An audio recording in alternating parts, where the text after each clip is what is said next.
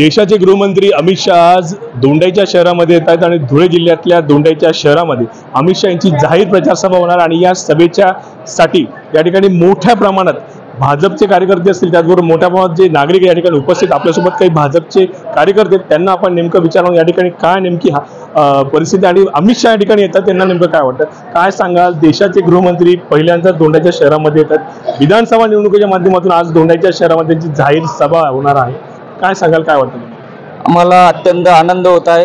देशाचे लोकप्रिय गृहमंत्री श्री अमितभाई शहा हे आमच्या दोंडाईच्याला शिंदखेडा विधानसभा मतदारसंघाचे महायुतीचे लोकप्रिय उमेदवार श्री जयकुमार रावल साहेब यांच्या प्रचारानिमित्त महाराष्ट्रात पहिलीच सभा श्री अमितभाई शहा यांची लागलेली आहे।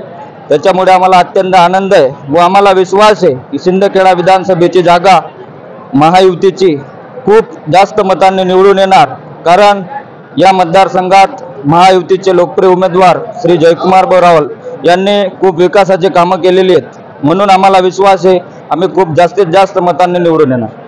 नक्कीच एकूण जर पाहिलं तर दोंडाईचा मतदारसंघ म्हणजे शिंदखेडा विधानसभा मतदारसंघामध्ये येतो एकूण धुळे जिल्ह्यातल्या 5 ठिकाणी भाजप महायुतीच्या या ठिकाणी आता उमेदवारचे निवडणूक लढत आहे। आज या ठिकाणी सभा आहे आणि या शिंदखेडा विधानसभा मतदारसंघामध्ये महाविकास आघाडी विरुद्ध भाजप असे थेट लढत आहे। काय वाटतं तुम्हाला नेमकं काय होतं आणि आज अमित शहाची सभा झाल्यानंतर नेमकं कसा परिणाम या ठिकाणी पाहायला? नक्कीच आम्ही आमच्या या पुणे पावनभूमीमध्ये अमित शहाजींचं या ठिकाणी स्वागत करतो। आमच्या शिंदखेडा विधानसभाचे विकास रत्न ज्यांनी विकासाची गंगा आमच्या सामान्य माणसांपर्यंत पोहोचवली असे जयकुमारजी रावल यांच्या प्रचारात आज अमित शहा साहेब या ठिकाणी येत आहेत। निश्चितच त्यांच्या आल्याने आमच्या मतदारसंघामध्ये आमच्या सर्वसामान्य कार्यकर्त्यांमध्ये आनंदाचं उत्साहाचं वातावरण आहे। त्यांच्या सभेमुळे निश्चितच आमदार जयकुमारजी रावल हे लाखोच्या मदत जिंकतील यात शंका नाही, कारण विकासाची गंगा सुलवाडी जामफळ असेल यासारख्या योजना त्यांनी या ठिकाणी आणल्या।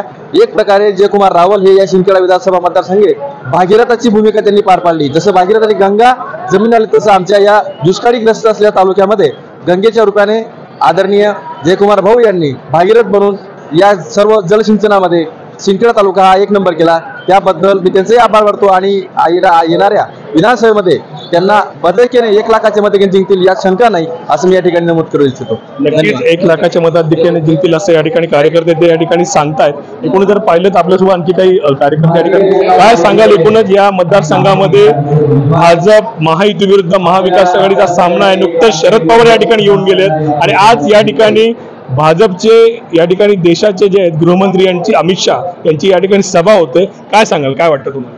माननीय अमित शहा साहेब येऊन आले। आमच्या दोंडाच्या नगरीत एकदम आनंदी वातावरण आहे। आमचे माननीय आमदार जयकुमार भाऊ यांनी विकासाचे काम भरपूर केलेत आणि हे सगळे 12 बलुताराचे नेते आहेत। भटके विमुक्त हक्क परिषद तर्फे आम्ही जेव्हा प्रचार केला आणि भाऊचं एवढं काम आहे, आम्ही ज्या गावात गेलो 70% वर आमचे जयकुमार भाऊ यांना मतं मिळत यात शंका नाही। नक्कीच, पण एकंदरीत पाहिलं तर या ठिकाणी आता शरद पवारांची पण सभा या ठिकाणी होती। शरद पवारांनी जोरदार टीका अमित शहांवर केली होती आणि आज अमित शहांची या ठिकाणी सभा होते। विरोधकांचे अनेक आरोप आहेत या ठिकाणी मतदारसंघाचा विकास झाला नाही गेल्या अनेक वर्षांपासून 5 टर्म पासून म्हणजे ती 5वी टर्म आहे, 4 टर्म पासून भाऊ या ठिकाणी आमदार आहेत। काय सांगाल तुम्हाला विरोधकांनी जे आव्हान दिलं ते खरं आहे का आणि जे आरोप आहेत? आम्ही कोणाच्याही आव्हानाला मानत नाही, कारण आम्ही विकास करणारे कार्यकर्ते आहोत। देशाचे दमदार नेतृत्व यांच्या मार्गदर्शनाने आम्ही मतदारसंघात आमचे नेते जयकुमार भाऊ काम करत असतात, म्हणून आम्हाला शरद पवार साहेब येवो का कोणी हो आमच्या मतदारसंघातील लोकांना फक्त विकासावर विश्वास आहे आणि विकास करणारं नेतृत्व आमच्यासोबत आहे, म्हणून आम्हाला कुठलीच भीती नाही। आम्ही दमदार आणि जास्तीत जास्त मतांनी निवडून येणार। नक्कीच, एकूण जर पाहिलं तर या ठिकाणी या ज्या कार्यकर्ते त्या ठिकाणी आणि या ठिकाणी अमित शहा यांची जी सभा या ठिकाणी होणार आणि या सभेच्या अनुषंगाने या ठिकाणी मोठ्या प्रमाणात भाजपचे कार्यकर्ते असतील, समर्थक असतील, मोठ्या संख्येने या ठिकाणी उपस्थित आहेत। आपण त्यांच्याशी आता बातचीत केली आणि एकूण जर पाहिलं तर शिंदखेडा विधानसभा मतदारसंघ असो की धुळे जिल्ह्यातले 5 विधानसभा मतदारसंघ आहेत, त्या ठिकाणी भाजप महायुतीचे उमेदवार जे आहेत ते मोठ्या मताधिक्याने निवडून येतील असा विश्वास जो या ठिकाणी कार्यकर्त्यांनी व्यक्त केलेला आहे। दीपक बोरसे, न्यूज 18 लोकमत, धुळे।